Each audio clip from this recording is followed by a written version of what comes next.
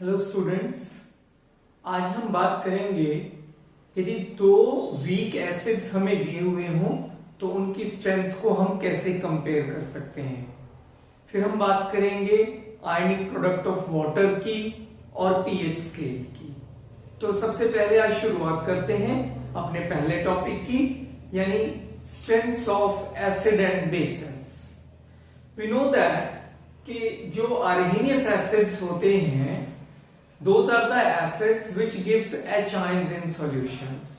जो H ion देते हैं हमें सॉल्यूशन में, उनको हम अरहेनियस एसिड्स कहते हैं। अब जो एसिड जितना ज्यादा H ion देते हैं उसकी स्ट्रेंथ उतनी ही ज्यादा होगी, यानी वो उतनी ही पावरफुल एसिड होगा। और उसी तरीके से जो बेस जितने ज्यादा वो H ion देता है वो उतना ही स्ट्रॉन्ग बेस होगा। तो उसी बेस पर हम ये कंपेयर करेंगे, यदि दो वीक एसिड्स हमें इक्वी मोलर स्ट्रेंथ के दिए हुए हो तब उनमें से कौन सा ज्यादा एसिड स्ट्रॉन्ग एसिड होगा और कौन सा एसिड वीक होगा।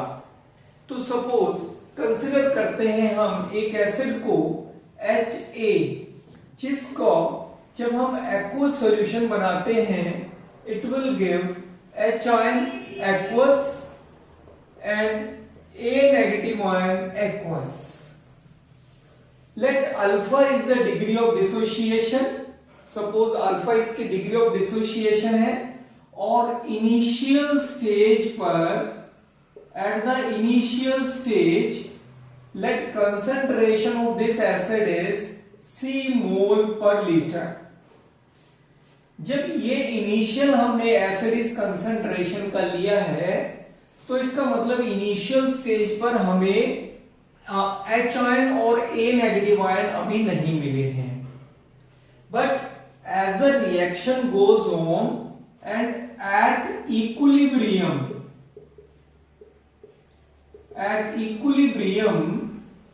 Late alpha is the degree of dissociation of this acid. So यदि 1 मोल हम इस एसिड का लें और अल्फा डिग्री ऑफ डिसोसिएशन हो तो हमें आयंस मिलेंगे अल्फा और ये भी अल्फा। तो पीछे अनडिसोशिएटेड मॉलिक्यूल कितने रह जाएंगे? 1 माइनस अल्फा। लेकिन हमारी कंसंट्रेशन तो C मोल पर लीटर है, तो इसीलिए ये आयन हमें कितने मिलेंगे C मोल में से? C अल्फा, और ये भी C अल्फा मिलेंगे। तो अनडिसोशिएटेड कितने रह जाएंगे? C into 1 minus alpha. So equilibrium stage पर जो डिसोसिएशन कांस्टेंट होगा वो क्या होगा? The product of molar concentration of the products to that of product of molar concentration of the reactants. यहां वाटर आप रिप्रेजेंट कर सकते हैं इस एक्वस के लिए।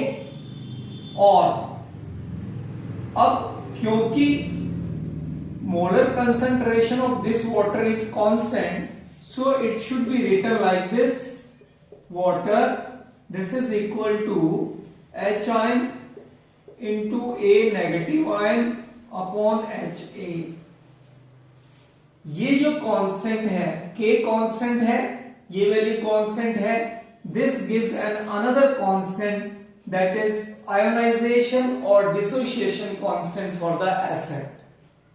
यहां पर H आयन की वैल्यू हमें कितनी दी हुई है इक्विलिब्रियम स्टेज पर? C alpha.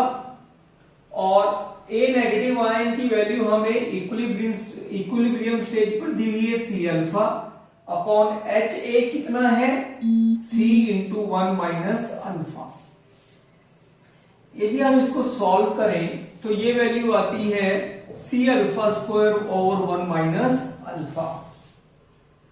Let the acid is very weak so that जो डिग्री ऑफ डिसोसिएशन है वो बहुत कम है। यानी if acid is very weak so that alpha is very small in such a way that 1 minus alpha is approximately equal to 1. Now put this value in this equation and this gives Ka is equal to C alpha square. So यहां से K is equal to C alpha square और alpha आ जाएगा यहां से Ka upon C square root. So this is the degree of dissociation of the weak acid 1। Suppose यदि हमें दो एसिड इक्विमोलर कंसंट्रेशन के दिए हुए हो, सो यहां पर अल्फा 1 हो जाएगा हमारा Ka1 upon C under root और अल्फा 2 जो दूसरा वीक एसिड है उसकी ऑफ डिग्री ऑफ डिसोसिएशन हो जाएगी Ka2 upon C, because the concentration for the two weak acids is same, that is equimolar concentration. So relative strength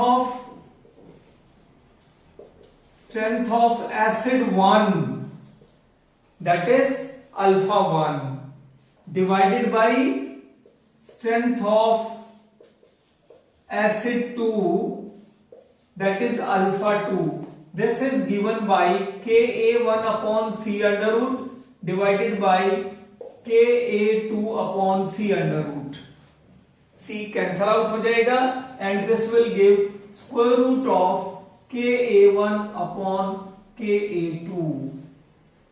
यानी यदि हमें दो वीक एसिड की स्ट्रेंथ को कंपेयर करना है तो हमें उनके जो डिसोसिएशन कांस्टेंट्स हैं उनके स्क्वायर रूट की जो रेशियो होगी that will give the strengths of relative strengths of the two weak acids. तो इस तरीके से हम दो वीक एसिड की रिलेटिव स्ट्रेंथ को कंपेयर कर सकते हैं। नेक्स्ट टॉपिक है ionic product of water. We know that कि जो प्योर वाटर होता है it is a poor conductor of electricity. So when it ionizes to a very small extent. So water acts as a weak electrolyte. जब water की ionisation होती है it ionizes into hydroxide ion and H ion, or it can also be written like this: water when ionizes it will give hydroxide ion and hydronium ion. This is called as a self ionization of water. यानी water ही खुद acid act कर रहा है और water ही molecule खुद as a base act कर रहा है, यानी यही H आयन दे रहा है और यही H आयन ले भी रहा है। This is called as a self ionization of water. Apply the law of chemical equilibrium on this equation. So K is equal to hydroxide ion, hydronium ion divided by water molecule and water molecule. It should be written like this: hydroxide ion, hydronium ion divided by water molecule square. Now the molar concentration of this water is constant, so इसको हम rearrange करें कुछ इस तरीके से, it will give hydroxide ion and hydronium ion. K constant है, molar concentration of water ये भी एक constant quantity है. So this gives another constant that is represented by the Kw, which is equal to hydroxide ion and hydronium ion product. This Kw is called as a ionic product of water. So ionic product of water is defined as the product of molar concentration of hydroxide ion and hydronium ion. So hydroxide ion और hydronium ion यानी H ion के molar concentration का product he ionic product of water कहलाता है। 298 kelvin temperature पर at 298 Kelvin, this Kw is 1.0 into 10 raised to the power minus 14 mole square पर litre square ये value होती है, मोल स्क्वायर पर लीटर स्क्वायर। अब क्योंकि एक वाटर मॉलिक्यूल के डिसोसिएशन से जितने हाइड्रोक्साइड आयन मिलेंगे उतने ही हाइड्रोनियम आयन मिलेंगे, यानी जो हाइड्रोक्साइड आयन की कंसंट्रेशन होती है that is equal to the concentration of hydronium ion. ये वैल्यू यहां पुट कर दीजिए, ये वैल्यू हो गई 1 into 10 to the power minus 14 equal to, इन दोनों में से वैल्यू यहां पुट करते हैं and it will give hydroxide ion concentration into hydroxide ion concentration. So therefore जो कंसंट्रेशन ऑफ हाइड्रोक्साइड आयन है that comes out to be 1 into 10 to the power minus 7 मोल पर लीटर, और यही कंसंट्रेशन किसकी होगी, हाइड्रोनियम आयन की concentration हो जाएगी। सो कई बार हम टेम्परेचर का इफेक्ट स्टडी करते हैं, effect of temperature on Kw, यानी आयनिक प्रोडक्ट ऑफ वाटर पर टेम्परेचर का क्या इफेक्ट होगा। हमें पता है कि जब हम टेम्परेचर इंक्रीज करते हैं तो वाटर की आयोनाइजेशन इंक्रीज करती है। यदि वाटर की आयोनाइजेशन इंक्रीज करेगी तो इसका मतलब हाइड्रोक्साइड आयन की कंसंट्रेशन बढ़ेगी और हाइड्रोनियम आयन की कंसंट्रेशन भी बढ़ेगी। यदि हाइड्रोनियम और हाइड्रोक्साइड आयन की कंसंट्रेशन बढ़ती है तो ये कंसंट्रेशन बढ़ने पर K की वैल्यू भी Kw की वैल्यू भी इंक्रीज करेगी। सो टेम्परेचर इंक्रीज करने से the value of Kw increases, इसलिए Kw की वैल्यू टेम्परेचर बढ़ाने पर इंक्रीज करती है।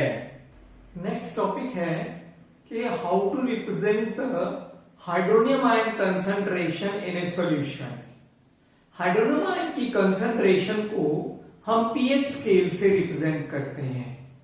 अब ये पीएच क्या है, जो पीएच है ये P स्टैंड फॉर होता है potens, potens the hydrogen ion, Danish word है पोटेंस जिसका मतलब होता है पावर, यानी हाइड्रोजन आयन की पावर, हाइड्रोजन आयन की कंसंट्रेशन किसी सॉल्यूशन में, that is called as the pH. यदि हम इसकी डेफिनेशन की बात करें तो pH of a solution is defined as the magnitude of negative power to which the 10 must be raised। जो 10 की नेगेटिव पावर जितने से हमने रेज किया है to represents the hydrogen ion concentration या hydronium ion concentration, that is called as a pH. तो यहां पर पीएच क्या होगा, pH is magnitude of negative power to 10 must be raise, यानी पीएच कितना होगा इसका, x होगा।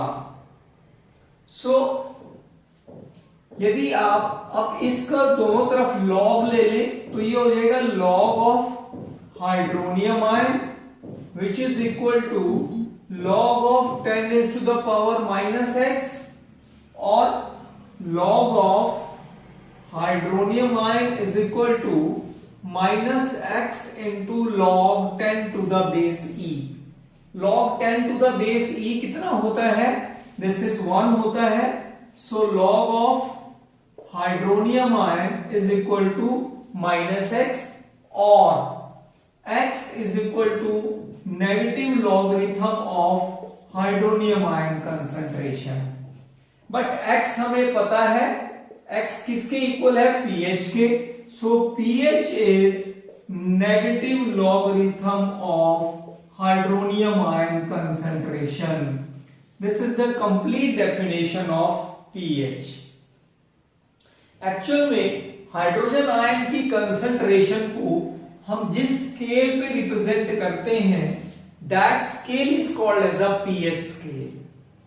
ये पीएच स्केल का जो सेंट्रल पॉइंट होता है यहां पर पीएच 7 होती है, और यदि किसी सब्सटेंस की पीएच 7 है तो उसमें हाइड्रोजन आयन की कंसंट्रेशन होती है 10⁻⁻⁷।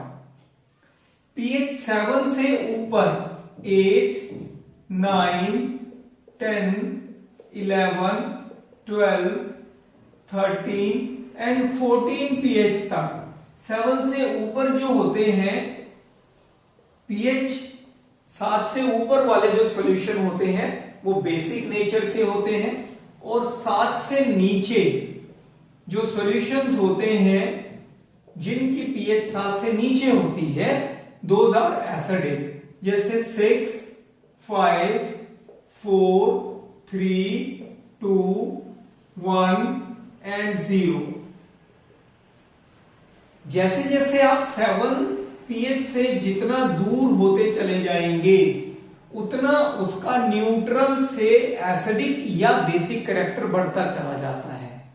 यानी यदि 7 से ऊपर पीएच बढ़ रही है तो इसका मतलब सॉल्यूशन का बेसिक कैरेक्टर बढ़ रहा है, यदि 7 से नीचे पीएच कम होती जा रही है तो इसका मतलब एसिडिक कैरेक्टर बढ़ता जा रहा है। इस स्केल को हम पीएच स्केल कहते हैं। 7 से ऊपर, सपोज 7 से 9 तक यदि पीएच होगी तो ये वीक बेसिक कहलाएंगे, और यदि पीएच 9 से 12 के बीच में होगी तो ये मॉडरेट बेसिक कहलाएंगे, और 12 से 14 के बीच में होगी तो ये स्ट्रॉन्ग बेसिक सॉल्यूशंस कहलाते हैं। इसी तरीके से 7 से नीचे यदि 4 तक 5 तक पीएच होगी सॉल्यूशन की तो ये वीक एसिड कहलाते हैं, 5 से 2 तक मॉडरेट एसिड कहलाते हैं, और 2 से 0 तक ये स्ट्रॉन्ग एसिड की कैटेगरी में कंसिडर किए जाते हैं। तो ये देखते हैं फिर पीएच और पीओएच में क्या रिलेशनशिप है।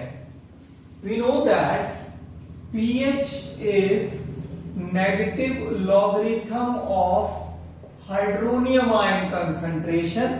In a similar way, POH is negative logarithm of hydroxyl ion concentration. Also we know that the Kw is equal to the product of molar concentration of hydronium ion and that of hydroxide ion. Now taking log on both sides. Taking log on both sides. Log of Kw which is equal to log of hydronium ion and hydroxide ion concentration.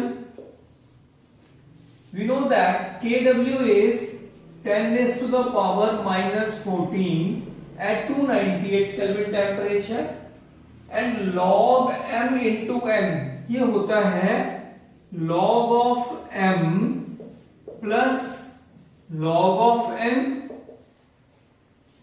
इसको solve कर लेते हैं। log m power n is n log m, सो ये हो जाएगा log of hydronium ion plus log of hydroxide ion concentration. Minus से सभी को मल्टीप्लाई कर देते हैं, सो ये 14 हो गया minus log of hydronium ion concentration minus log of hydroxyl ion concentration, और minus log of hydronium ion किसके इक्वल होता है? पीएच के इक्वल होता है। Minus log of OH ion POH के इक्वल होता है। तो क्या वैल्यू आ गई? 14 is equal to pH plus POH। यानी किसी एक सॉल्यूशन में पीएच और POH की सम जो होता है वो 14 के इक्वल होता है। नेक्स्ट टॉपिक है the relationship between the Ka, that is ionization constant of weak acid, and Kb, ionization constant, the conjugate base of this weak acid, and या और pKa एंड pKb वैल्यू, इन दोनों के बीच में रिलेशनशिप डिराइव करना है हमने। Suppose we have an conjugate acid that is HF which ionizes to H positive ion and F negative ion. This F negative ion is the conjugate base of this weak acid. The dissociation constant, that is K, is equal to the product of molar concentration of product to that of molar concentration of the reactants. Now this conjugate base can take up proton from the water and it will give the acid HF and OH negative ion. So the dissociation constant for this conjugate base is equal to the product of molar concentration of products to that of product of molar concentration of reactants. Because water is taken in excess, so its molar concentration is taken as constant. Now multiply the two, that is Ka into Kb, it is equal to H positive F negative upon HF into HF into hydroxide ion upon fluoride ion, ये cancel out हो गया, HF ये cancel out हो गया, and this Ka into Kb is equal to H positive and hydroxide ion.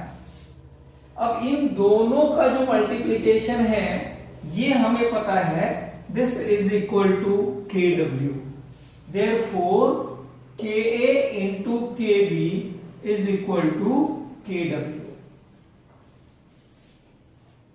एक ये relationship हो गया।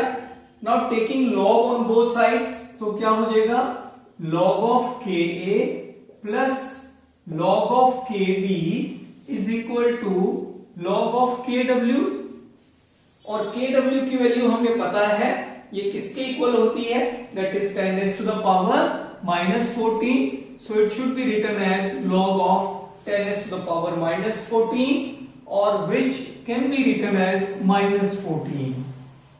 Now multiply with minus sign, so कितना हो जाएगा, minus log of Ka minus log of Kb which is equal to 14, और minus log of Ka कितना होता है, that is pKa, plus minus log of Kb कितना होता है, that is pKb which is equal to 14. This gives another relationship between pKa and pKb. तो आइए देखते हैं फिर pH पर बेस्ड न्यूमेरिकल है, calculate the hydronium ion and hydroxide ion concentration of 0.02 normal HCl solution. Solution देखते हैं इसका। हमें पता है कि जो HCl सॉल्यूशन है ये वाटर में कंप्लीटली आयोनाइज्ड हो जाता है हाइड्रोनियम आयन और क्लोराइड आयन में। तो जो कंसंट्रेशन HCl की है वही कंसंट्रेशन हाइड्रोनियम आयन की होगी, परंतु जो HCl है, HCl is a monobasic acid, monobasic acid है, इसलिए जो उसकी नॉर्मेलिटी है वही उसकी मोलैरिटी भी होगी। तो इसका मतलब क्या हुआ कि हाइड्रोनियम आयन कंसंट्रेशन आ गई 0.02 मोलर। अब हमें हाइड्रोक्साइड आयन कंसंट्रेशन निकालनी है। हाइड्रोक्साइड आयन कंसंट्रेशन निकालने के लिए हमें पता है ionic product of water that is 10⁻⁴ is equal to hydronium ion concentration into hydroxide ion concentration. Hydronium ion की कंसंट्रेशन हमें पता है 0.02 मोलर, यानी 2 into 10⁻⁻² मोलर। ये वैल्यू आपने यहां रख दी, तो हाइड्रोक्साइड आयन की कंसंट्रेशन कितनी आ जाएगी, 10⁻⁴ डिवाइडेड बाई 2 इंटू 10⁻², यानी ये वैल्यू हो जाएगी 5 इंटू 10⁻⁻13 मोलर। एक न्यूमेरिकल और देखते हैं। Calculate the pH of 0.0001 molar NaOH solution. अब सोडियम हाइड्रोक्साइड भी स्ट्रॉन्ग इलेक्ट्रोलाइट होता है, तो it get completely dissociated into sodium ion and hydroxide ion. इसका मतलब जो कंसंट्रेशन सोडियम हाइड्रोक्साइड की होगी वही कंसंट्रेशन हाइड्रोक्साइड आयन की होगी, यानी हाइड्रोक्साइड आयन की जो कंसंट्रेशन है वो है 10⁻⁻4 molar. But according to ionic product of water we know that hydronium ion concentration and hydroxide ion concentration is equal to 10⁻14। Hydronium ion की कंसंट्रेशन को निकालने के लिए हम क्या करेंगे, हाइड्रोक्साइड आयन की कंसंट्रेशन से इसको डिवाइड कर देंगे, तो ये वैल्यू आ जाएगी 10⁻10 मोलर। अब हमें पता है pH होता है negative logarithm of hydronium ion concentration, और ये हाइड्रोनियम आयन की कंसंट्रेशन हमें पता है 10⁻⁻10। तो जब इसको सॉल्व करेंगे तो ये वैल्यू आएगी 10।